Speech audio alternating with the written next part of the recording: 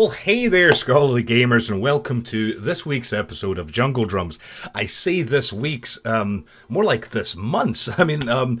Apologies, I haven't done an episode of Jungle Drums in quite some time. It's, once again, I'm just...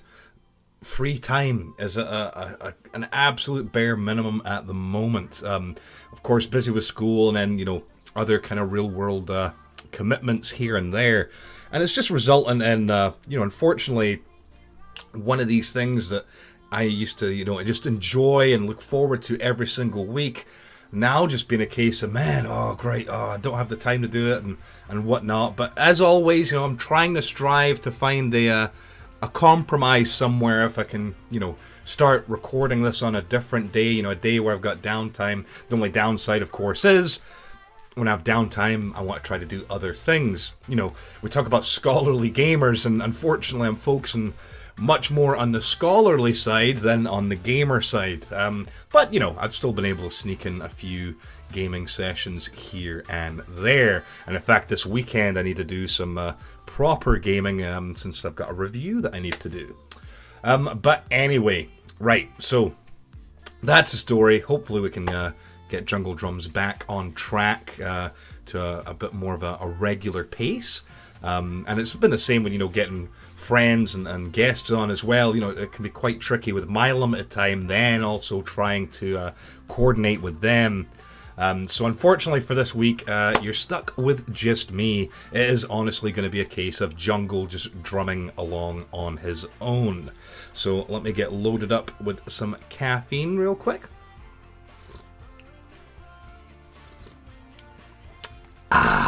Right, let's jump right into it. The first article this week is from Variety.com, and this is, of course, to do with the unfortunate state of affairs with Telltale Games. Telltale has began liquidation and is beginning to pull games from Steam. So, yeah, less than a month after announcing that Telltale was basically firing all of their employees. Now they're actually winding down their operations. The company's being fully liquidated, and all of its titles that are currently for sale on Steam are being pulled. Basically Telltale Games began what they call assignment proceedings, which are very similar to bankruptcy. And it's a real shame. I mean, this catastrophic layoff that they had, which, keep in mind, Telltale Games had around 270 something staff, just shy of 300 employees, and basically they were all sacked with no notice, no kind of severance pay, no package of any kind. Maybe a tiny week's worth of health care before that was also liquidated or cut off. And it's got to be a really, really sore spot for the employees because, as far as the reports go, that was only a couple of days after there were a few investors that were in talks, to looking into funding, but, these potential investors inevitably walked away from the table. Both of these companies were AMC and Smilegate, and they were in discussions to invest in Telltale Games, and these deals were supposedly going to save the company, which is a real shame when you think of the, I was never a huge fan of the Telltale Games myself, but I know plenty of folk out there were, and it's just a shame that they just didn't seem to have the income, necessary to actually make everything work for them. It's a real shame, when you think of how The Walking Dead, surely, that interactive story that they, had made. I mean, Walking Dead's a huge IP. I really would have thought that would have, just made a heck of a lot of money for them. I mean, the same even with the Minecraft Telltale game. These are huge brands that you would have thought would have equaled success, but evidently not. So a bit of a shame there, but we should have. I had planned on covering when the news had first broke about Telltale going under. I had plotted for Jungle Drums, but obviously we never quite got there, unfortunately. But so sure enough, you'll start to see those games disappearing off Steam, and I think most of the talent at Telltale has been looking, at other studios and doing other things. I don't think there's any real saving them. I don't think we're going to see like Telltale 2.0. I'm fairly certain that all of the, like the main contributors and whatnot are kind of going to be split up and be working for other studios. So, they're lost, but these other studios gain, so to speak. Right, another little. This is what I mean. I don't know whether to classify this as rumor. I mean, it's kind of a combination of rumors that have been confirmed and a bit of speculation, but also backed up by good old digital forensics, right? Paper trails, so to speak. I snagged this from express.co.uk, and this is to do with the PS5. The next-gen PlayStation 5 hardware has been revealed. And so, that headline caught my attention. Being a hardware geek, I was like, oh, right, yeah, cool. I want to see, what are they using? Are they basically using AMD's new GPU technology, the Navi, that's on the horizon? What kind of processor are they using? But no, I was left disappointed. It's not that kind of hardware. Basically, ahead of the PS5 release date, which still there's speculation that we could see it in 2019, is that the Sony applied for a patent. They filed a patent for a new controller. And so actually it was filed last month in October. And the controller shares similarities with the DualShock controller that, PlayStation players love. Only this one features a touchscreen instead of a trackpad. So basically what I've got a little blurb here. A controller for interfacing wirelessly with a computing device is provided, including the following: a housing defined by a main body, a first extension extending from a first end of the main body, and a second extension extending from a second end of the main body. This is patent talk, right? This is what's on the actual patent filing, hence why it's, not exactly eloquent. The first extension and the second extension for holding by a first hand and a second hand of a user, respectively.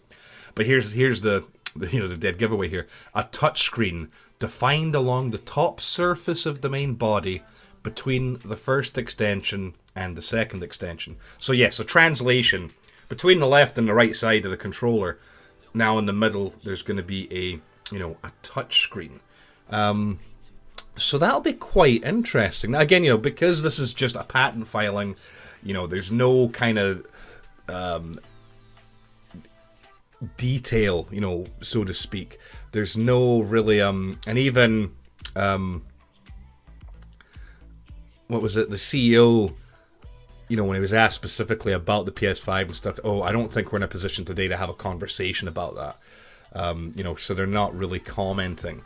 But I think that'll be quite interesting. I mean, it might sound gimmicky at first, but let's be honest, the touchpad, the trackpad thing, that's on the PlayStation controllers was, when it first came out, considered quite gimmicky. What's the use of it? And as we found out, actually, in a lot of games, it's had some really good uses.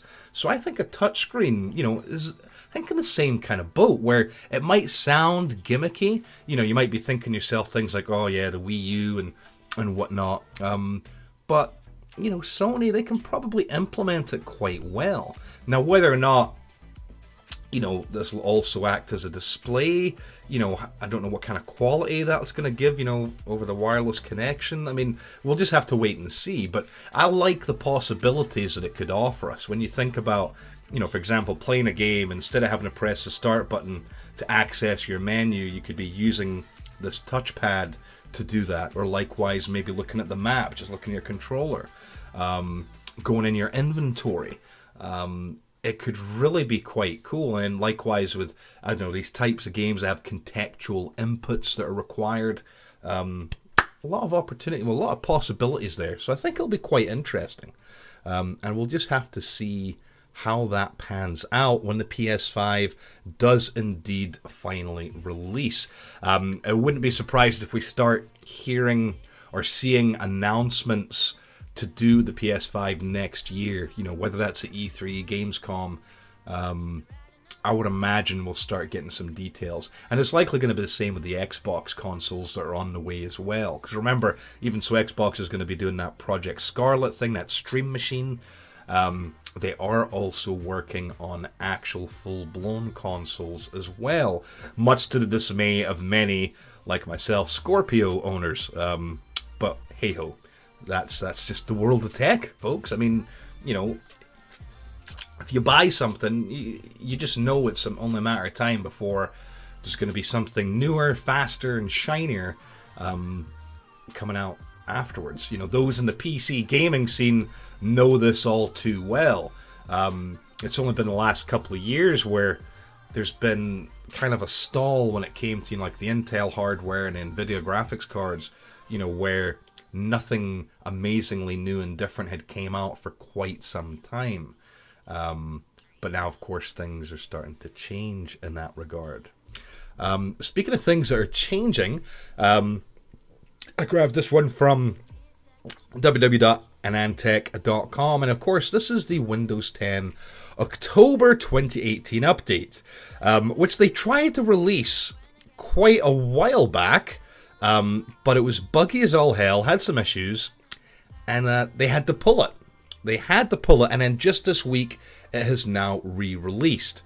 Now, you know, this, what they used to always call Creators Updates or Fall Creators Updates, you know, they've kind of revamped their naming scheme, and so now this is just the Windows 10 October 2018 update. You know, so the naming is somewhat improved because at least now it's a little bit more descriptive. And so the latest version of Windows 10 is now 1809. And, you know, so even though it's called the October update, it wasn't ready. They tried, but it didn't quite work. It has now came out this month, like I said, just this week. So it's really the November update. But what's quite interesting, you know, there's a bunch of little improvements they've made, you know, a whole bunch of small things. When it comes to interaction or, well, connectivity with your mobile phone. You know, they've done some things to the clipboard and also screen sketching, accessibility, typing updates. One of the things I found really interesting was the Windows subsystem for Linux. Now, as someone who uses Linux for school stuff, you know, I don't have a dedicated machine. Well, I do. I have a Raspberry Pi for that. But most of the time when I'm doing things in Linux, I'm using virtual machines. You know, I'll open up Oracle VM and, you know, load up my distribution, my distro, and play around. But on the Microsoft Store, you can actually download Linux distros. And, you know, Microsoft has the ability to, you know, install these distros from the command line. And then this is what I found really, really cool is, and I had no idea Windows 10 could do this. You know, hey, you learn something new every day, right? What you can do is, you know, so if you say you're whatever you need to install on, or you want to run something with Linux, you can actually, you know, do shift right click, and open Linux shell here. It's pretty darn cool. I haven't played with this yet, but I will. I really want to give this a shot and see how this is going to work. You know, the ability to basically, instead of having to like run a dual boot setup, being able to have this, you know, this kind of subsystem. And so yeah, I'm really, really curious. I want to see what it's like. Give it a try. But the big deal about this October, even so it's November update, is of course is added the DXR support, right? That's the new version of DirectX for gaming, which has the ray tracing, which Battlefield 5, you know, if you want to enjoy ray tracing in that game, you need to have not only an RTX card from NVIDIA, but you need to have this, and well, the drivers for it, the game, and you need to have this newest update for Windows 10, which, segue incoming, let's talk about Battlefield 5. I grabbed this from IGN. So the ray tracing for NVIDIA RTX cards has finally arrived in Battlefield 5. Because this was one of those sore points, you know, when the RTX cards came out, hugely expensive. I mean, really, the prices are just way higher than what we're used to. And that's even after these crazy inflated prices we've had for the last couple of years. Prices have now come down, they've normalized.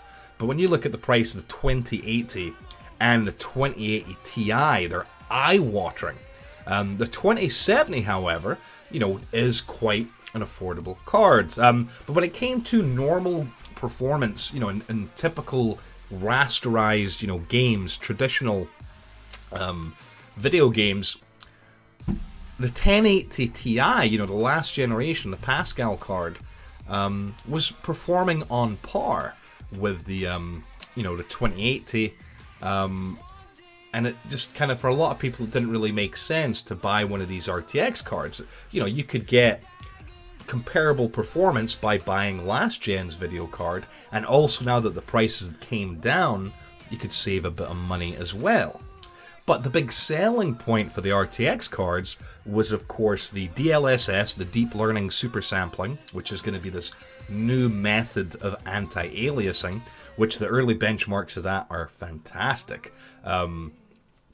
You know, seeing cards like the 2070 getting magnificent frame rates using DLSS rather than normal anti-aliasing, which results in a better picture quality and also much higher FPS. So that's really interesting.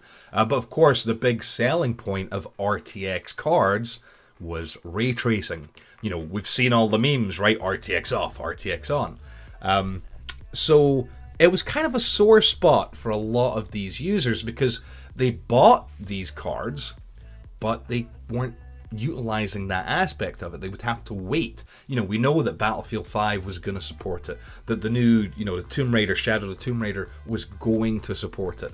But there wasn't currently, you know, at the time of launch, anything out there that could show this. Now, remember, if you don't know what RTX is, it's ray traced reflections, right? Which is a more realistic type of reflection. The way, you know, the light hits it, this, that, and this. Never before has, you know, consumer products been able to handle this. When you think of movies like Avatar and whatnot, which throughout would have used ray tracing, you know, these are movies that were taking these server farms, right? Huge warehouses, you know, weeks just to render a second of, you know, movie time. So this concept of a game, you know, like in your home, your box, your PC being able to take care of real-time ray tracing was phenomenal. It's groundbreaking. And now it's finally here. Now, don't get me wrong, ray tracing, it looks nice. Now, it doesn't apply to everything within the game. Ray tracing only gets applied to certain reflective surfaces, not the entire scene. So things that, for example, like if there's water, like in Battlefield 5, right, there's a lot of zones where you'll go and it'll be kind of surface water, or if things are glistening and wet, you know, like your rifle. These are surfaces that the ray tracing will be applied to. So you'd think, well, okay, so if it's not ray tracing the entire scene and only doing some of these surfaces, the performance hit can't be too bad, right? Well, if we believe NVIDIA, when we look at their little table they've got here, you know, they say for 60 FPS in Battlefield 5 with ray tracing on, right? With a RTX 2070, you know, should be able to play at 1080p on ultra graphics with the DXR reflection set low. For the 2080, again, you know, 1080 resolution, ultra, but you can put the DXR up to medium. Now for a 2080 Ti at 1080p, oh look, you can have Ultra and Ultra, but if you go up to 1440p on a 2080 Ti, you're going to have to knock the reflection quality down to medium. Now that's according to NVIDIA. That's for 60 FPS recommended settings. If you go around on YouTube and have a little look, people like Hardware Unboxed, for example, that are really good in-depth benchmark of Battlefield 5, showing the difference between RTX off and RTX on. The results are just, astonishing. Because you look at Battlefield 5 and on a RTX 2080 Ti at 4K, right? At 4K with RTX off, that card can just eat right through it, right? You're getting pretty darn high, FPS. Whereas if you enable ray tracing, that card, it can no longer play that game at 4K. I mean, we're talking about it's dropping into the 20 or the 30s. I think it was like kind of the mid 20s. But it's just crazy. You think of this card, the 2080 Ti, $1,200 or more card, and it's barely managing at 1080p with RTX on 65 frames per second, and so it's pretty crazy. When you look at it, gets even worse when you go down to the lower cards. The 2070, which looked like a really good bargain, because you can get them for quite inexpensive or on par with a 1080. The 2070 will actually perform better than a 1080 in normal games, but it also has this ability for ray tracing, right? So it seemed like a bargain. And when you look at the non-ray tracing benchmarks of 2070, this card rips through 1080p, rips through 1440p, and even makes a dent in 4K gaming. It's a really decent card. Yes, you're not going to be getting super high frame rates in 4K. If anything, 1440p is probably the sweet spot for that card. But once you enable RTX, the 2070, right, it takes a performance hit where basically it's only performing at 42% of what the frames per second was. So imagine this, if, say, for argument's sake, if the 2070 was hitting 100 frames per second in Battlefield 5, once you turn RTX on, it now does 42 frames per second. The 2080 drops to 39%. So again, if we're using that as a comparison, if the 2080 was doing 100, which, trust me, it does more than that, it would only be doing 39, and the 2080 Ti falls to 41%. So the hit, the RTX that ray tracing has on these cards, which, remember, these cards, the big selling point was they have these special tensor cores and this giga ray tracing, giga rays thing. They were supposed to be excellent for this ray tracing technology. It's not good. When you're looking at the RTX 2070, in our money, that's about £530, $540, depending where you're shopping. That once you enable ray tracing, can barely do 30 frames per second at 1440p, and the 1080 Ti, more than double the price, can't even maintain 30 frames per second in 4K. It's ouch. It's a really, really sore spot for some of these gamers, these enthusiasts out there. And I suppose it shouldn't come as too much of a surprise. This is what happens a lot of times when you adopt something early with its first generation. These are the first consumer cards to employ ray tracing.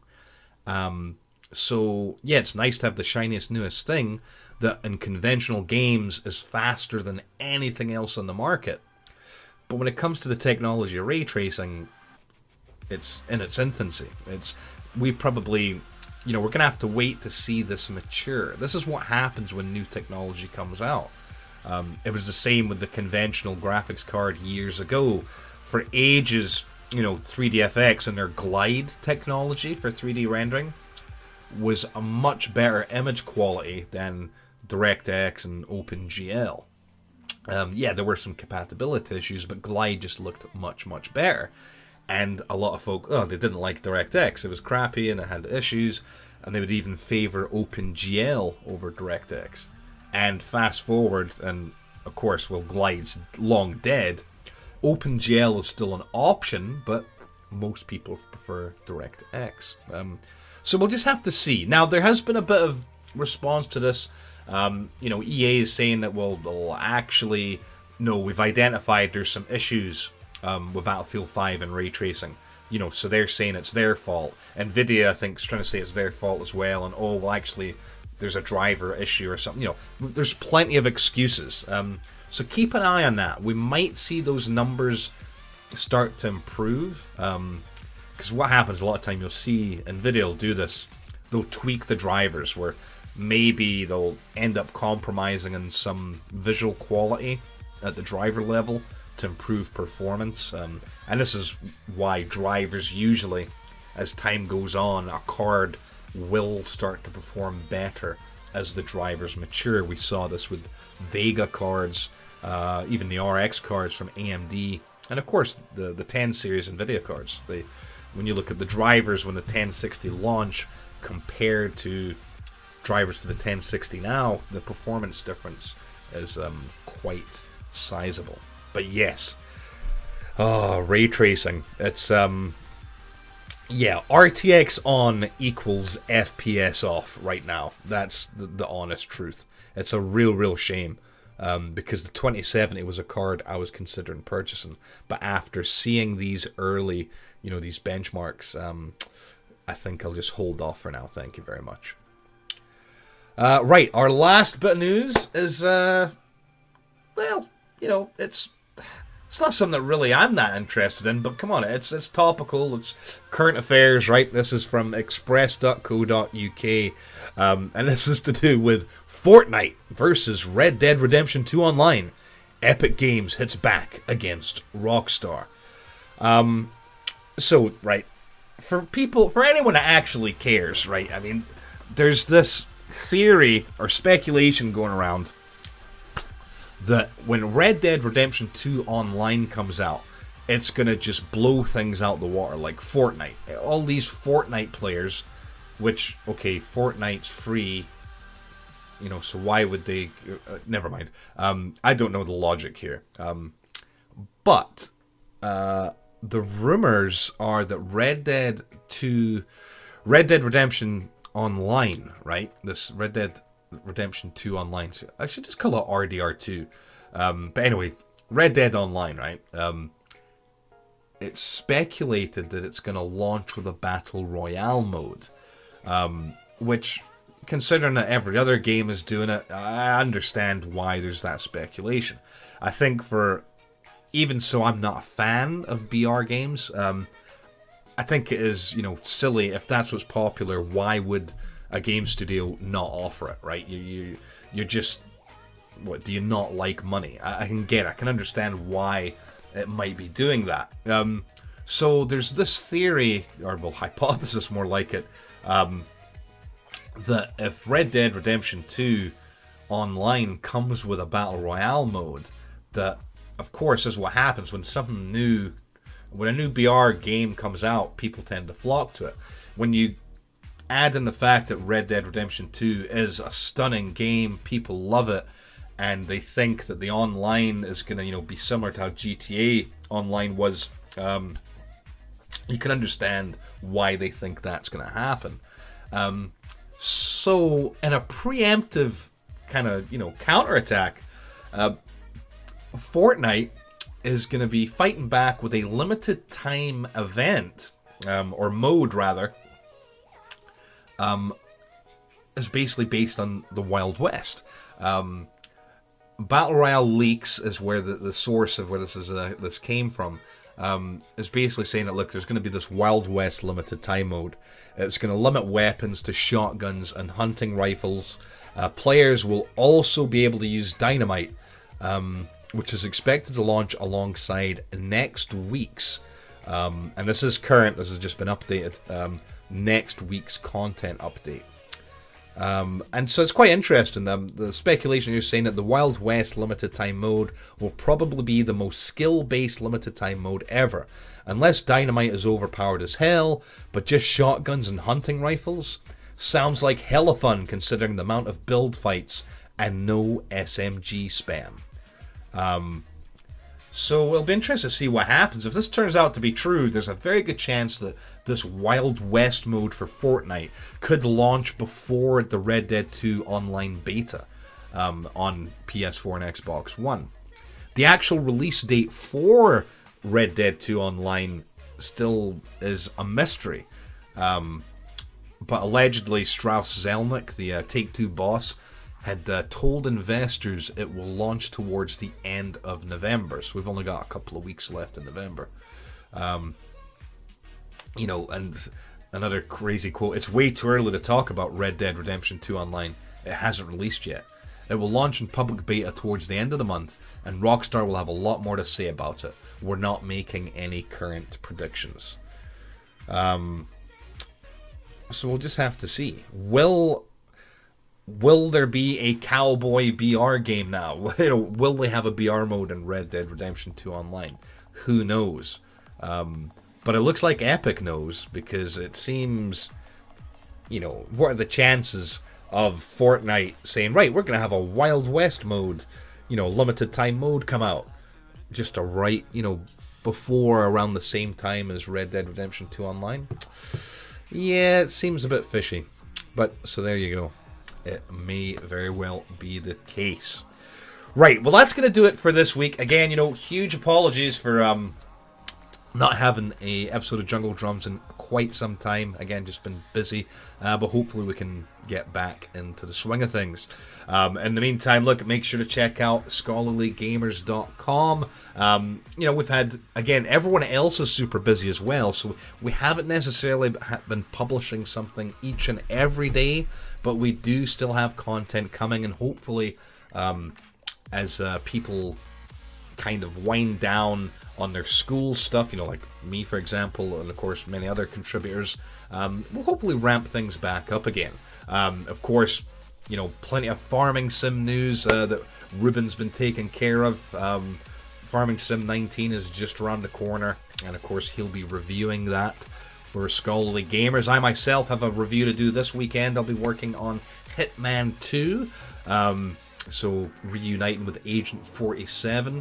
I'm a long-term fan of the Hitman games. Played them since the original had came out on PC, and had played every single one up until the reboot in 2016. I never played the reboot, so I will, because what's nice about Hitman 2 is it includes the original. I say original, but the reboot, the 2016 version.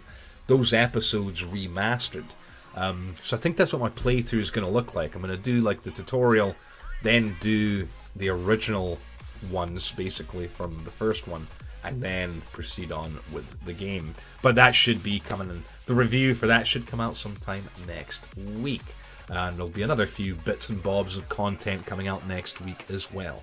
But anyway, look, over the weekend, go to Twitch, check out, look for the hashtag Scholarly Gamers. There's no doubt going to be folks streaming, playing games. There'll probably be quite a bit of Fallout 76 going on this weekend. Probably Red Dead Redemption 2 as well. Trying to think if there's anything else that's quite new. Might be some Hitman 2 streams going on. You know what to do. Check it out. But we will catch you next time. Have a good weekend. Take it easy.